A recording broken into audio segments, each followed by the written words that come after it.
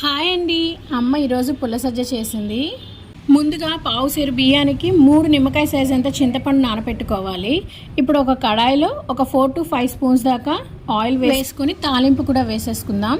చూడ్డానికి పులిహోర లాగా అనిపిస్తుంది కానీ కాదు. ఏగాయి కదా, ఇప్పుడు ఆనియన్స్ కూడా పచ్చిమిర్చి కూడా వేసుకొని ఫ్రై చేసుకుందాం.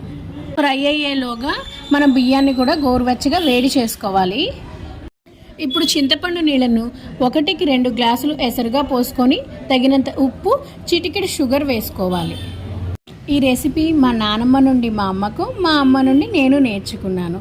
ఇప్పుడు ఒకసారి బియ్యాన్ని కూడా కడుక్కొని ఎసరు కాగింది కదా, ఆ ఎసరులో బియ్యాన్ని కూడా పోసుకొని ఒకసారి కలుపుకొని కుక్కర్ పెట్టుకొని 3 విజిల్స్ వచ్చేదాకా ఉడికించుకుంటే పుల్లసజ్జ రెడీ అయిపోయినట్టే. ఎప్పుడు పులిహోర కాకుండా ఇలా కూడా ఒకసారి ట్రై చేసి చూడండి. మరిన్ని వీడియోస్ కోసం నా ఛానల్ని సబ్స్క్రైబ్ చేసుకోండి. Thank you for